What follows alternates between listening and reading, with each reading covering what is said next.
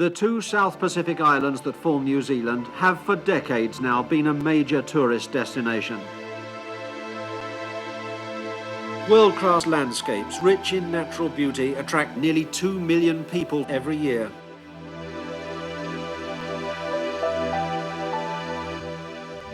For the traveller who likes to go by train, it's a pleasant surprise that although the country has a population of only 3.9 million, the railways still offer passenger service over a large part of the network. And for the traditionalist, there's the added pleasure of special trains with steam.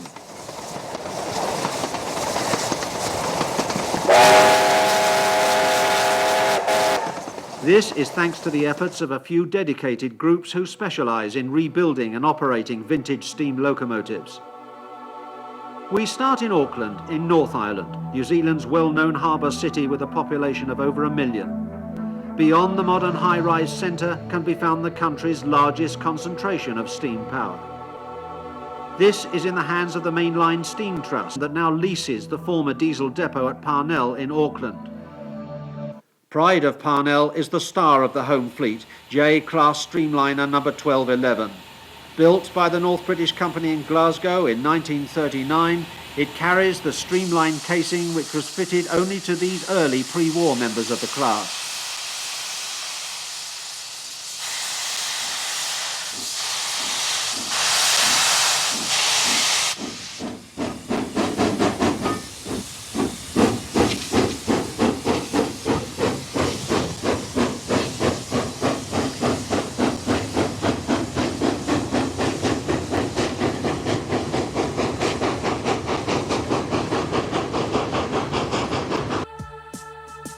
The passenger terminus used to be at Auckland Harbour, where the quayside once echoed to the sound of steam trains. This convenient arrangement for rail and ferry passengers was for some reason deemed unsuitable, and the harbour station was closed in 1930. Nowadays, the city places a higher value on its transport heritage and has set up the Museum of Transport and Technology, or MOTAT, at Western Springs Park on the city outskirts.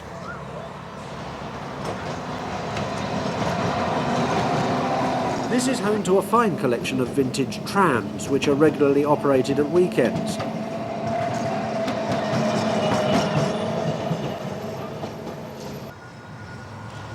MOTAT also has some unusual steam in the form of a steam tram locomotive from the USA.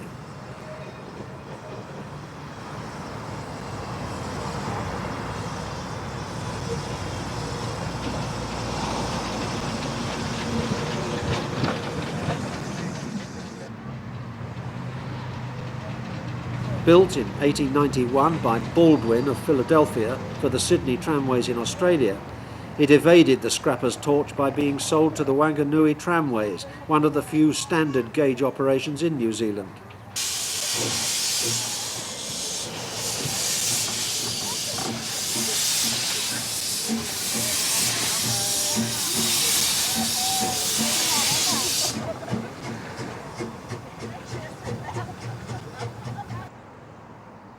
Apart from its tramway, MOTAT also has an independent railway track for its vintage steam train.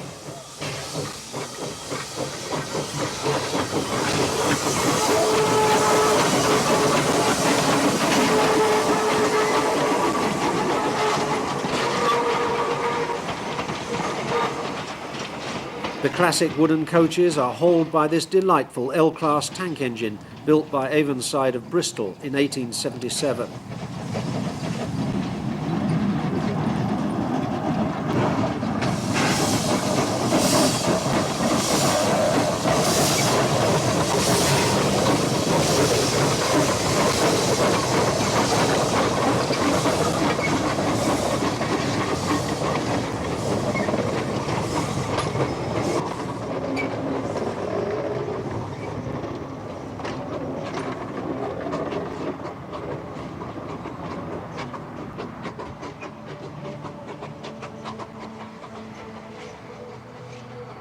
Returning now to the real railway in the city centre, Auckland boasts a grand station building forming the terminus of the North Island main trunk.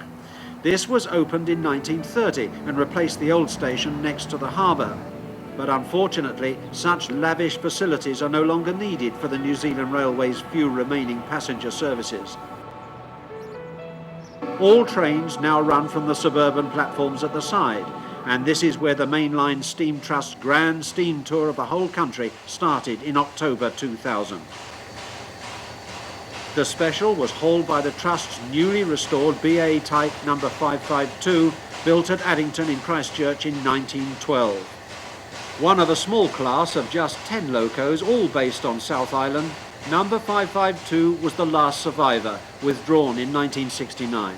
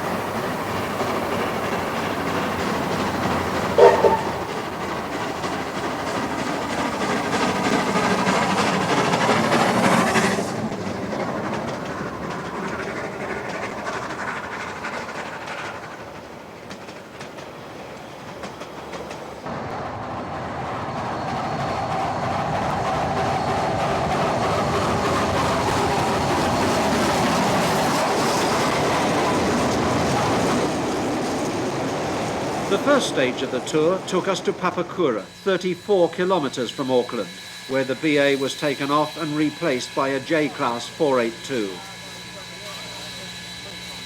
This was number 552's first mainline trip after restoration, and she performed perfectly.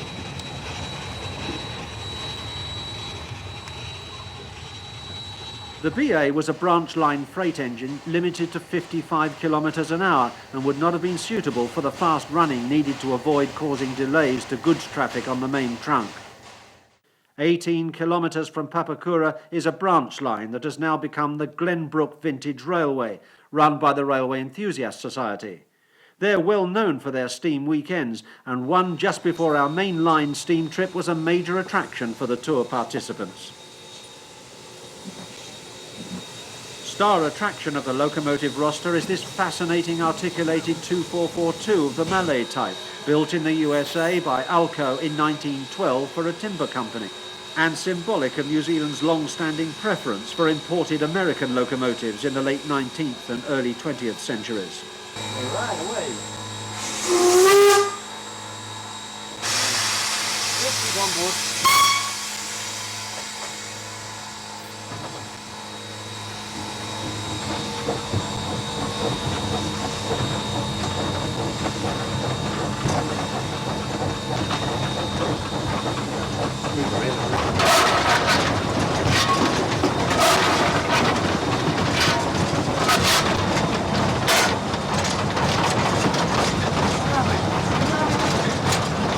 Although never intended for passenger work, the small-wheeled Malay seems quite at home in its new role, and its smooth running makes it very popular with Glenbrook's locomotive crews.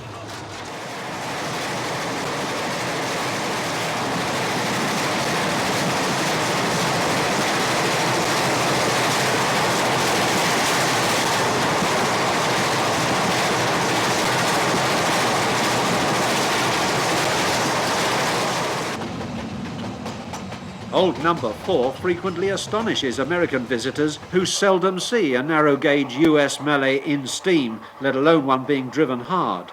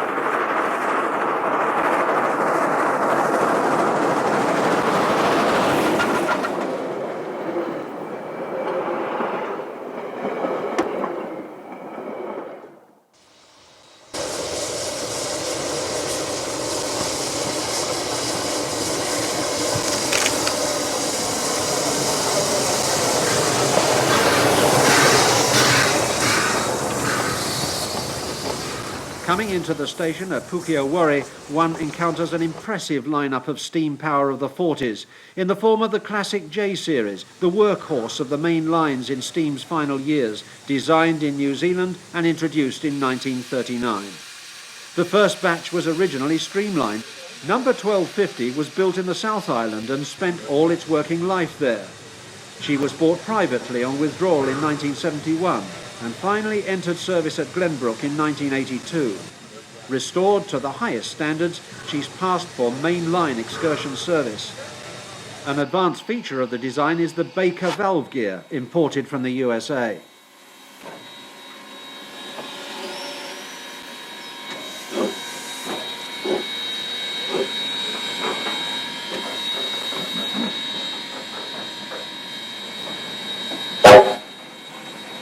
Other members of the class were imported from the North British Locomotive Company in Scotland up until 1952. The last one was built in Dunedin in 1956.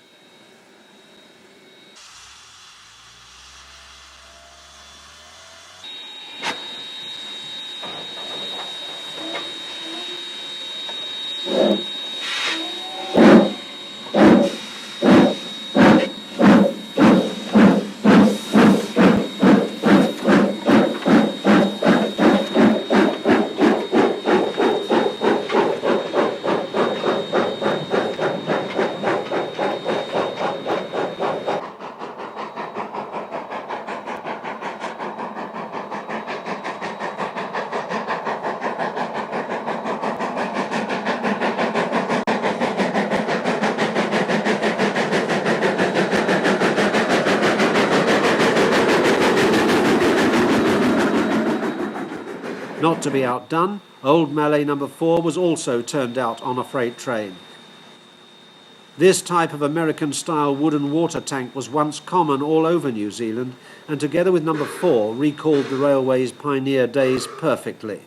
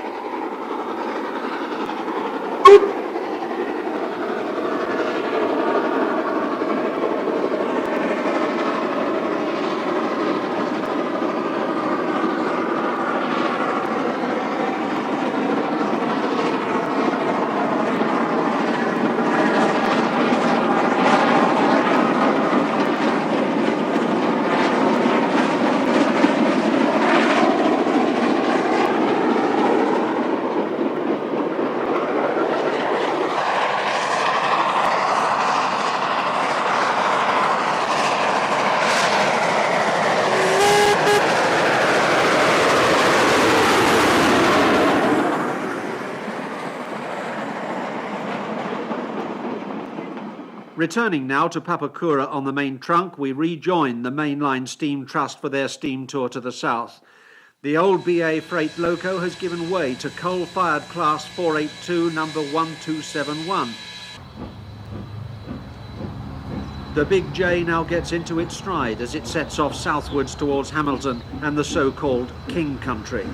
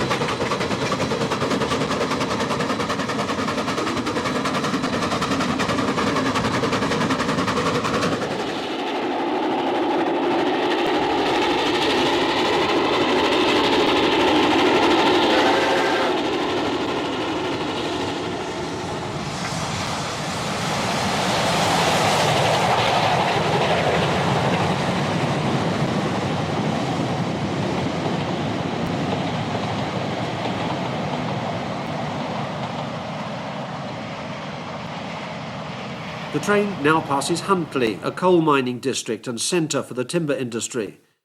There were several branch lines in the area, and preserved as a memento of the old logging lines near Huntly is the 4-kilometre long bush tramway at Pukimiro Junction. Its fascinating collection of locomotives includes this 2-truck geared loco built by the Price Company in New Zealand in 1927. Nicknamed bush locos, their geared transmission and slow speed enable them to run on rough, cheaply laid track that ordinary locomotives could not have used.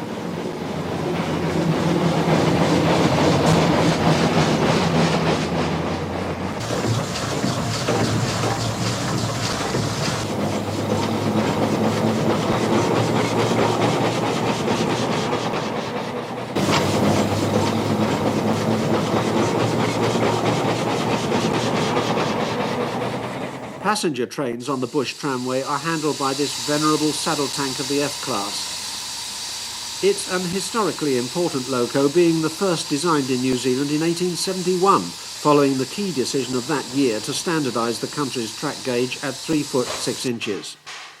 A total of 88 of these pioneer locos were delivered by British builders from 1872 onwards, making the F the most numerous class in the 19th century. They were very powerful for their size. On level track, they could shunt up to 800 tons of freight. The noted railway author W.W. Stewart called them magnificent little engines, one of the world's best small locomotive designs. A popular feature of the bush tramway is the relief guard, an engaging character, always smartly turned out, whose job it is to see the passengers safely aboard. On the steep grade south of the station, number 185 displays something of the panache of the old days.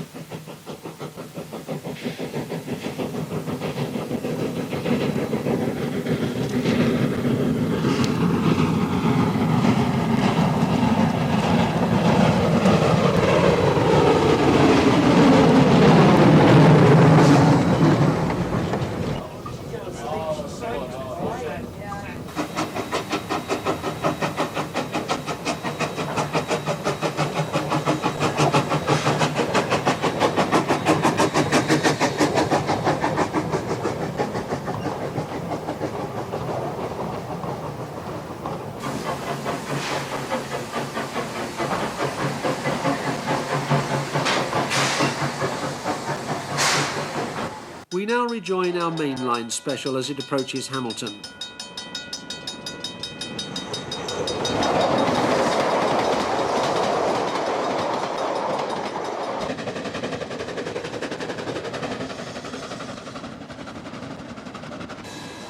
The train now approaches Tamaranui, the major crossing point on the approach to the central plateau.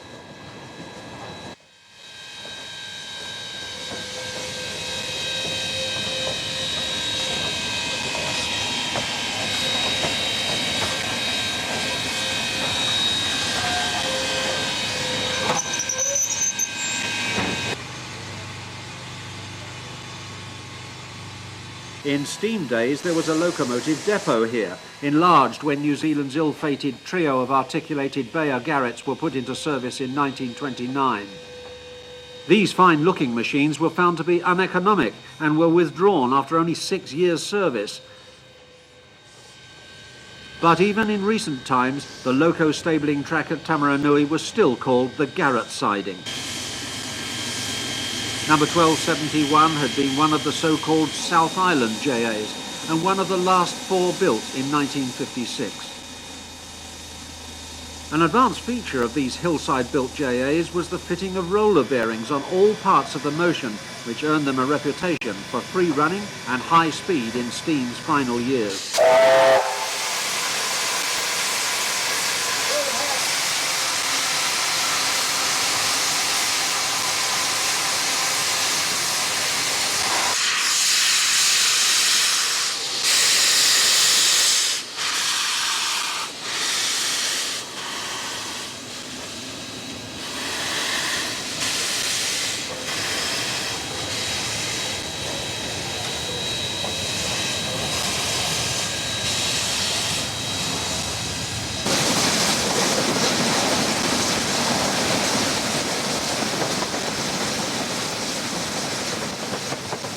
Number 1271 makes a spirited dash out of Tamaranui Yard before she starts to tackle the steeper parts of the climb to the central plateau, including the famous Raurimu spiral.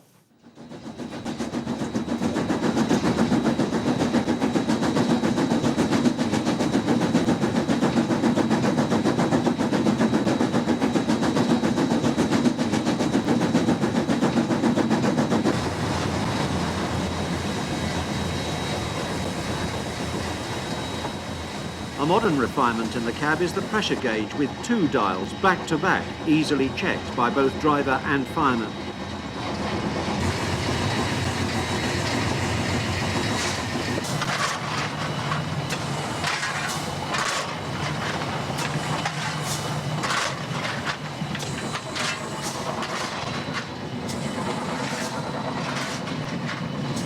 It's hard work for the fireman on this coal-fired loco, but he knows with those smooth roller bearings he'll get the very best out of every shovelful.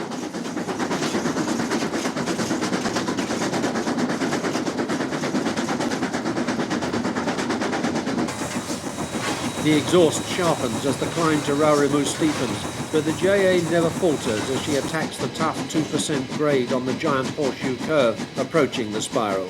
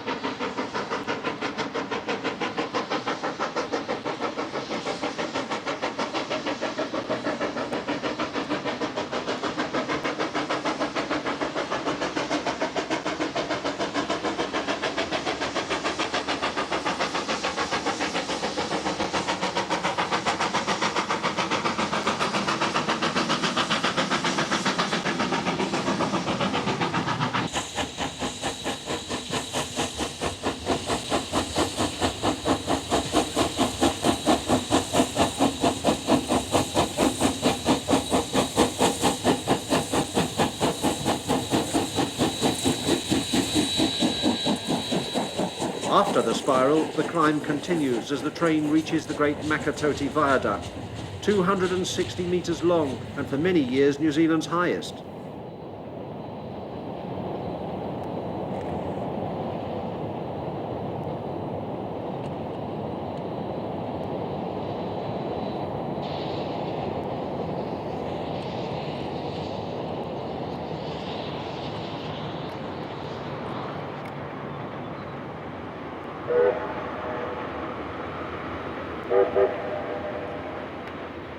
The loco whistles in salute as it passes the site of the last spike ceremony, completing the main line in 1908.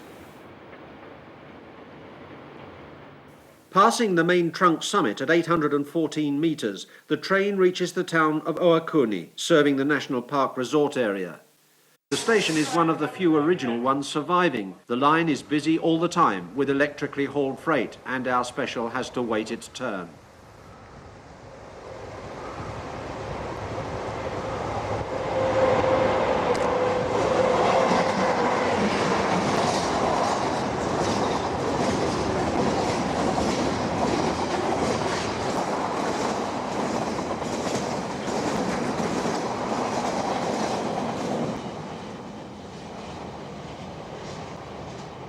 With the line clear, the special eventually gets underway for the second day of its North Island tour.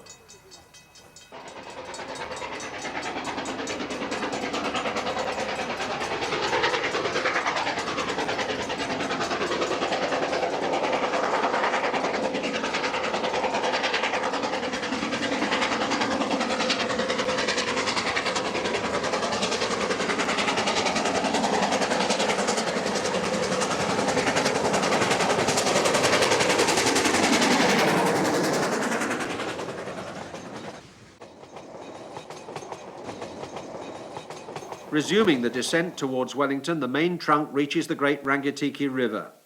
There was a problem modernising this section as it had 6 tunnels with insufficient clearance for the electric overhead.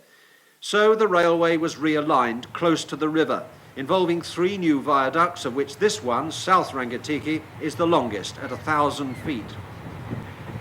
The new diversion took the line east of the river and then west again, effectively bypassing the old tunnels and leaving 10 kilometres of the old main line abandoned.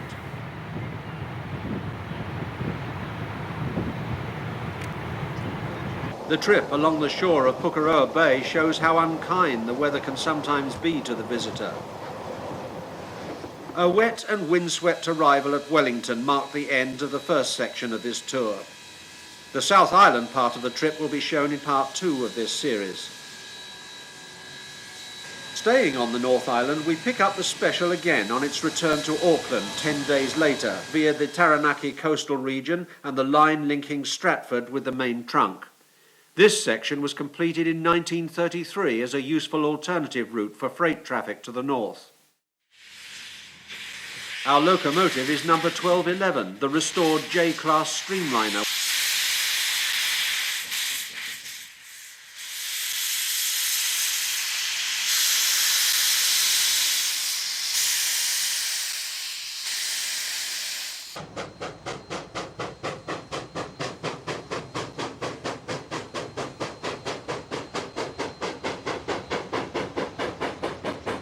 We started off in the shadow of North Island's most famous landmark, Mount Egmont, a dormant volcano rising 2,000 metres from the Taranaki plain. It often causes heavy rainfall in the area, but luckily our special soon gets clear of the clouds.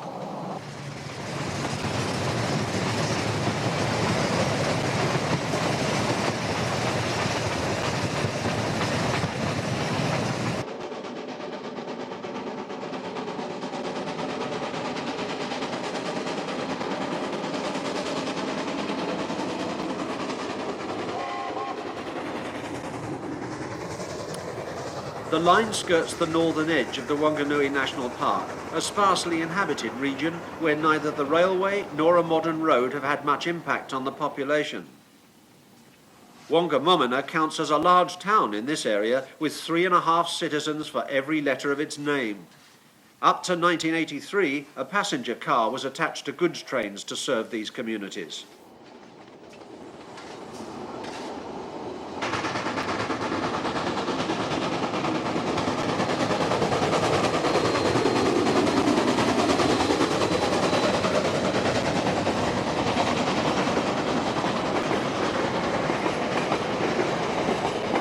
Owner of 1211 and chairman of Mainline Steam Trust is businessman Ian Welch, here savouring the pleasure of being hauled by his own engine on the main line.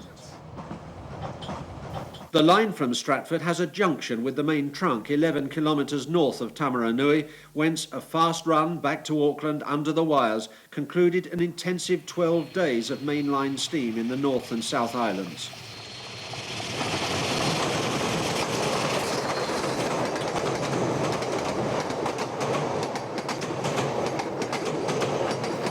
We shall now travel towards the east coast of the North Island to cover the railway route from Wellington through the Wairarapa to Hawke's Bay and Gisborne, the southern leg, in fact, of an intended east coast main trunk that was never completed.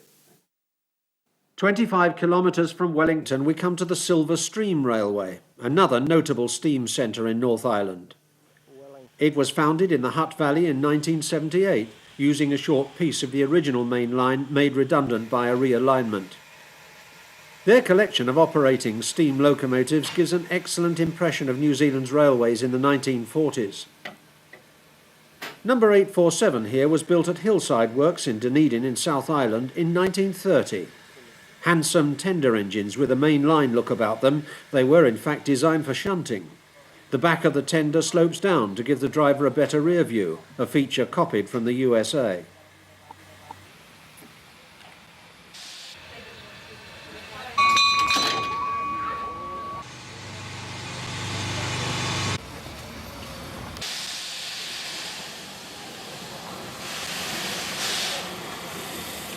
Silver Stream's main line is, alas, just 1 kilometre long, and suburban encroachment precludes any further extension.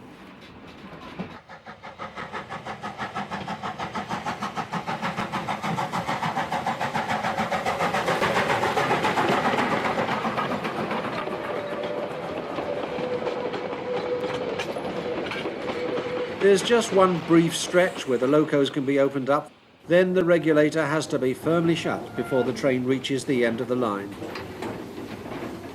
Getting ready now is number 571, the big passenger tank engine. She spent her final years banished to the west coast of South Island, but was sold for preservation and has now returned to home rails, having regularly used the Silverstream track on passenger services in the days when it was part of the main line.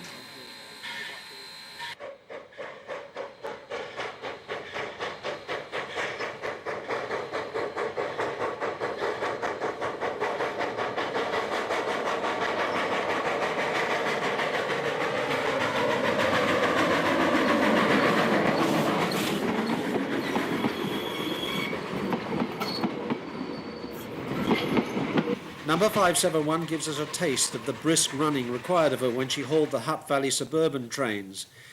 Recreating the 40s isn't all about steam. Rail car number RM30 was built locally in 1938 at the Hutt workshops and used on the new Plymouth service.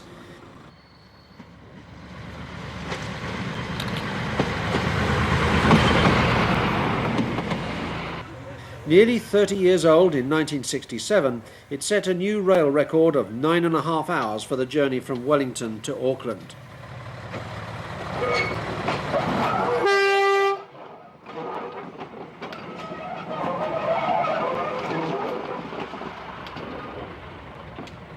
A period goods train now sets off with the C-Class.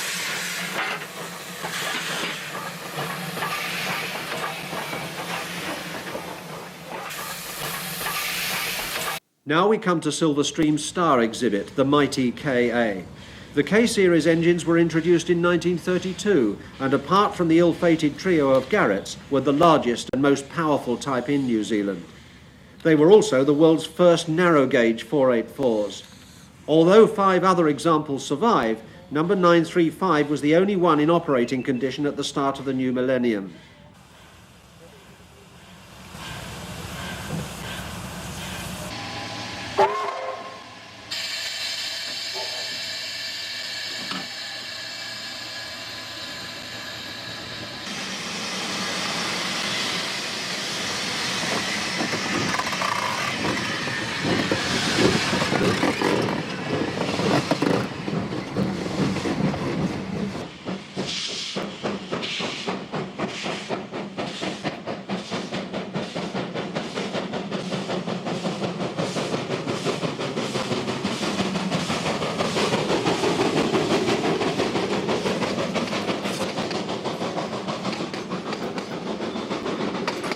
It is perhaps rather sad that this beautifully restored Leviathan is currently confined to joyrides on what is little more than a long siding, but the enthusiasm of the Silverstream crews soon rubs off on the visitor who can't fail to be impressed.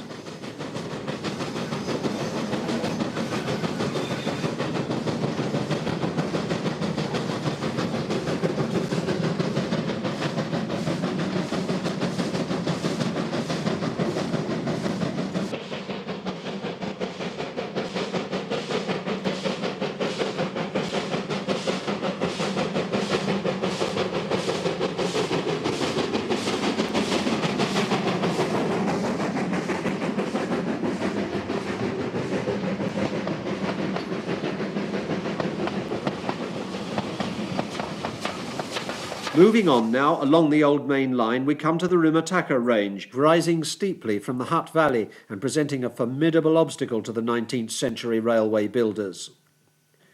This trail over the hills is all that remains of the original railway here, a steep line on a 1 in 15 gradient laid on the unusual Fell Centre rail system and opened in 1878. In a distance of just 3 miles, it climbed 870 feet. Special locomotives had horizontal friction grip wheels under the axles which engaged with an extra rail laid in the centre of the track. For passengers who weren't in a hurry, it was a magnificent ride and the famous incline became a national institution. It even carried Queen Elizabeth on her visit in 1954. It served faithfully, if exceedingly slowly, right up until 1955 when it was replaced by a tunnel.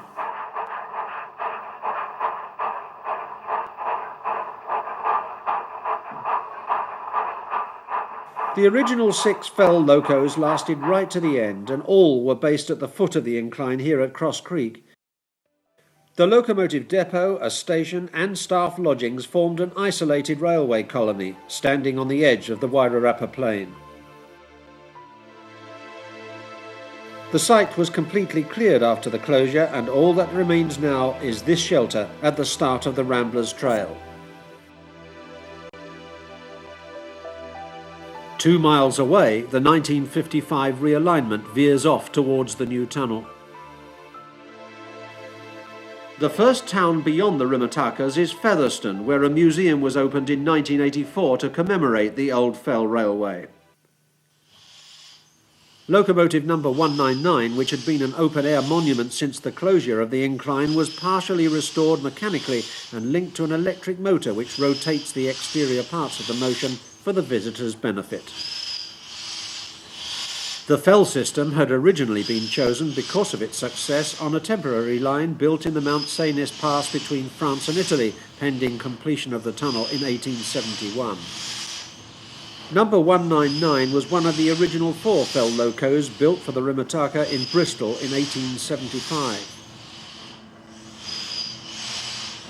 These outside frame locos had the old Stephenson link motion, which they retained for their entire 77 years service.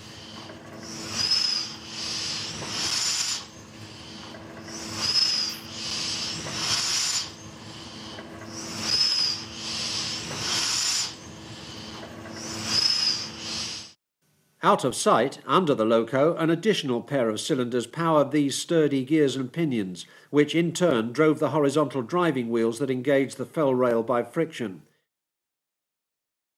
These brake blocks gripped the rail when the train was going downhill. Special guards vans also played a part in controlling the train's descent of the incline. They too were fitted with brake blocks to grip the Fell centre rail.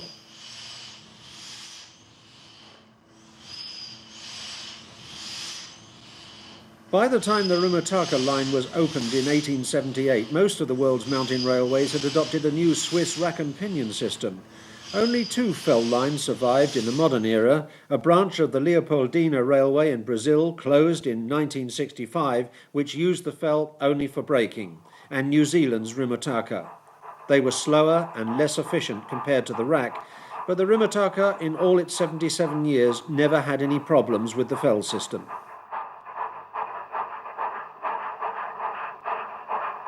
Nearly 50 years after it closed, the Rimutaka is still fondly remembered. The restoration of number 199, now the only Fell loco in existence, was achieved by dint of much physical work and extensive fundraising by the Friends of the Fell Society. Their Vice President, Clifford Lee, is proud to show us just how the Fell engines were driven. You could really describe a Fell engine as 2 engines in one. You'll notice the 2 regulators here, or steam throttles. So to move the engine off, you would put it in full forward here. That's the reverser. This is the outside regulator, which is the same as any other steam engine. You'd put the engine in full forward here, open the outside regulator, and the engine moves off. And as soon as you straddle the centre rail, the fireman would put 70 turns here on his screw gear. You'd hear him counting. And that brought the 4 grip wheels together onto the sides of the centre rail. And at that moment the driver would open the bottom regulator, and that would set the inside grip wheels. That would put them to work. The rail of course served a dual purpose, not only for climbing but also for braking. And on the descent the driver would control this one here, that's the trailing set of shoes, and the fireman would move his detachable handle here up onto the top rail, and that controlled the front brake. And the shoes were made to wear out after every trip. They were made with a very soft cast iron, and the rail of course was specially hardened to cut the shoe away, and the rail lasted for the whole 80 years, and yet there was millions and millions of those shoes worn out. For a round trip with a Fell engine, you would use generally 3/4 of a tonne of coal.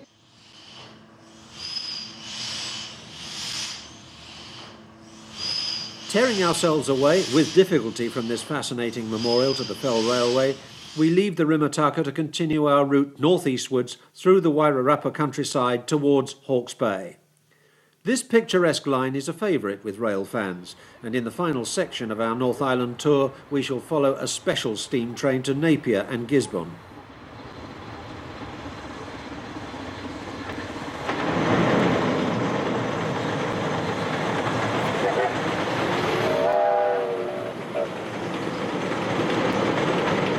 There had been an isolated railway at Gisborne since 1902, but it took 40 years to complete the link to Napier.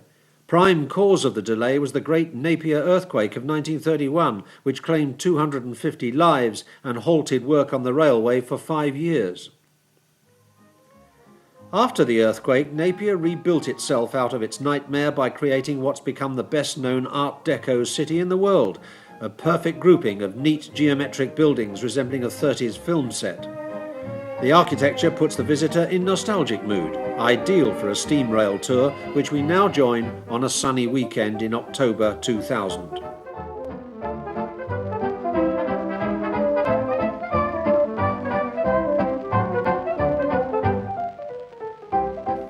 Regrettably, the one building not preserved was the station, so our period steam train starts out from a level crossing in the suburbs.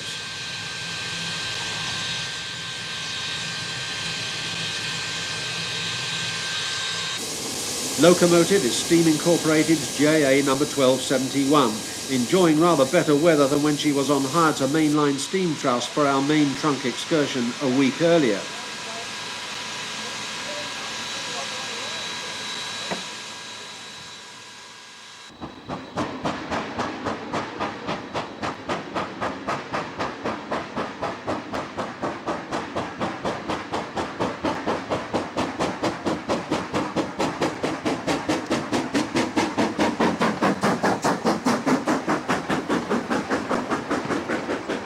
Of all the steam preservation groups in New Zealand, Wellington-based Steam Incorporated is unique in having restored for mainline running a complete 9-coach rake of typical New Zealand red coaches from the 1920s and 30s. Riding the balcony isn't allowed, but the view from the door of iron handrails, painted panelling and brake wheel is pure nostalgia. Seen from either the trackside or on board, there's no doubt that Steam Incorporated presents a near-perfect experience of a classic steam train of the 1940s.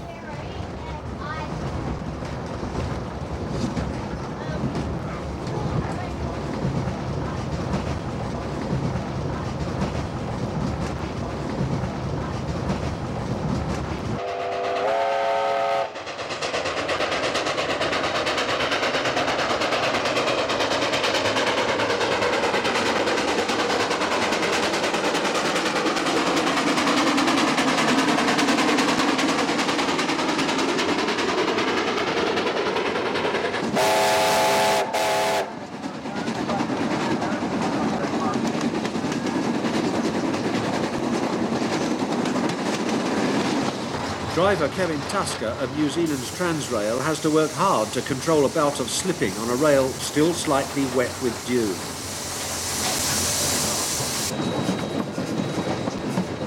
Transrail no longer has firemen, so Charlie Sinclair, also a Transrail driver, acts the part.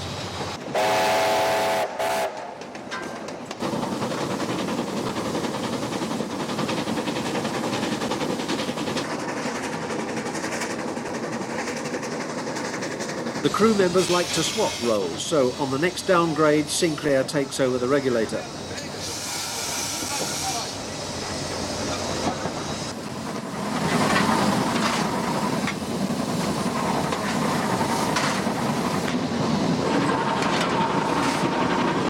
When some running repairs are needed, Sinclair, a full-time diesel driver, seems to know exactly what to do.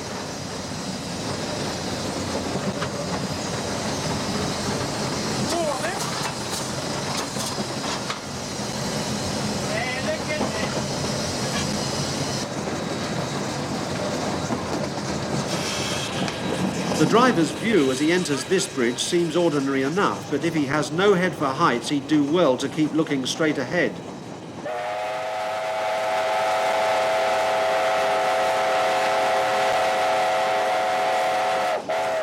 The Great Mohaka Gorge lies a staggering 314 feet below.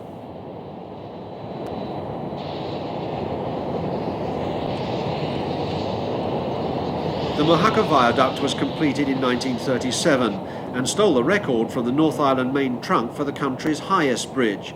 In fact, at 95 metres above the river, it rates as Australasia's highest.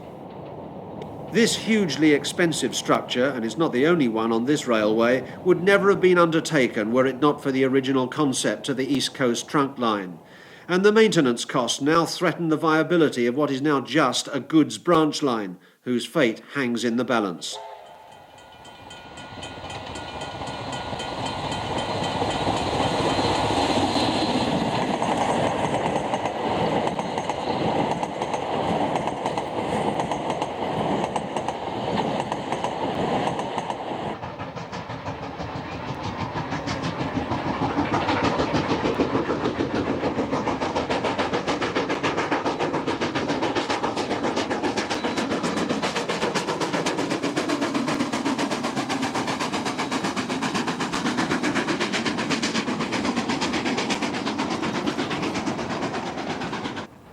The train now crosses the bar between peninsula and mainland and approaches Waikokapū.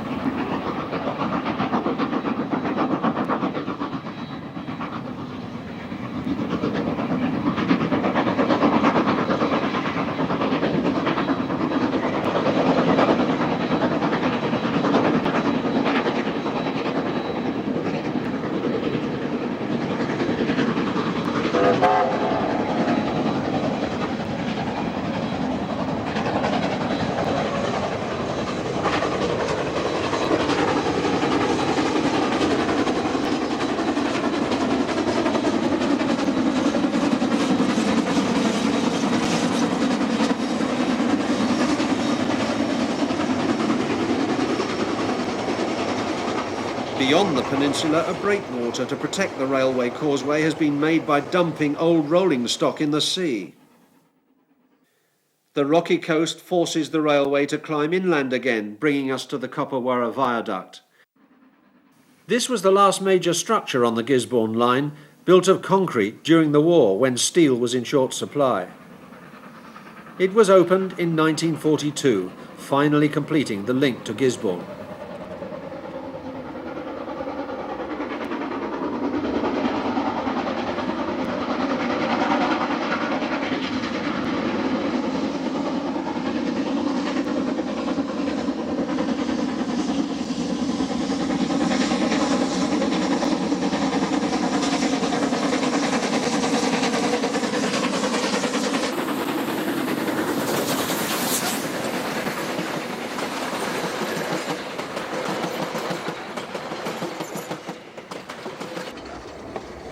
With characteristic Kiwi understatement, one of the finest views on the railway system is just called Beach Loop.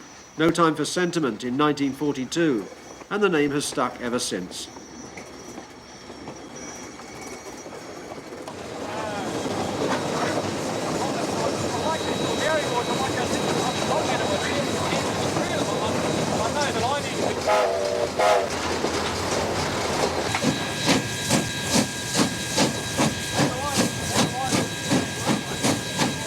Soon the line drops down to sea level again and crosses the mudflats of the Waipoua River on the approach to Gisborne.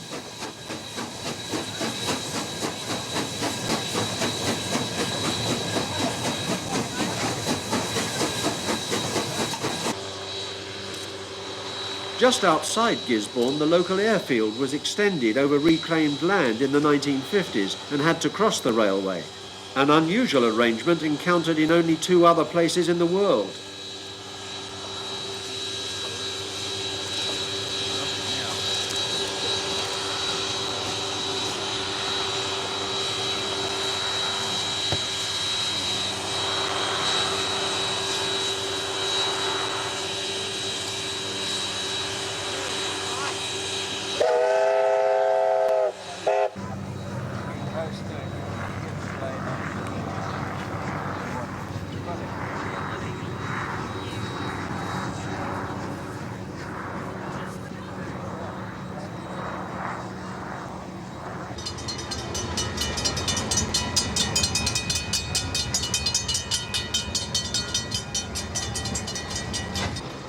Curious townsfolk await the train at the old wooden station, still intact 30 years after the last departure of a scheduled passenger train.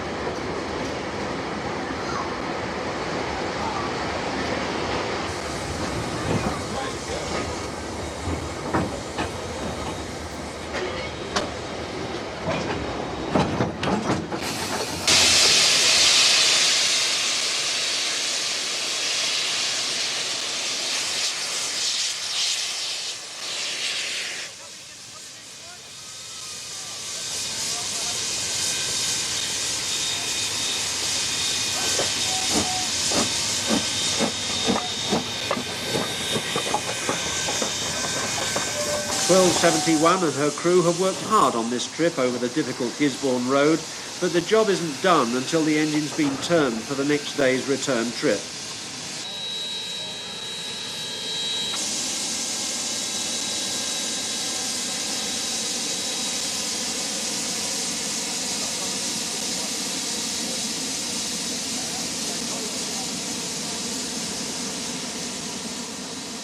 The station yard is just a few yards from the place where Captain Cook first landed in New Zealand.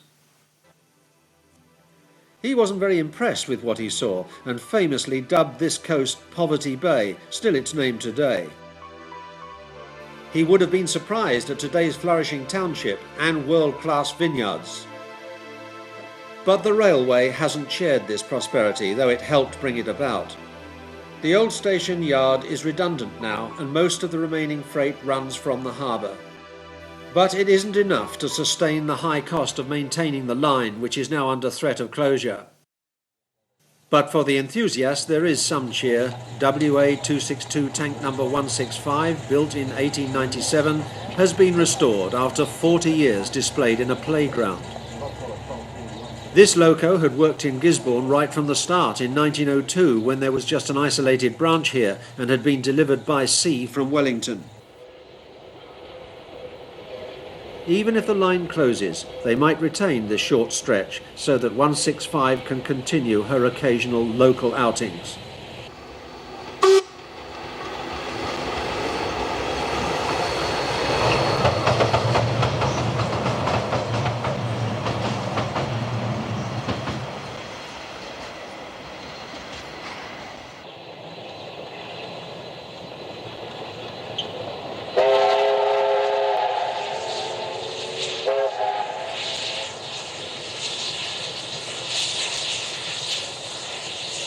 Meanwhile, for the big steam operators, it's a case of making hay while the sun shines, as nobody knows how long Gisborne's Indian summer will last.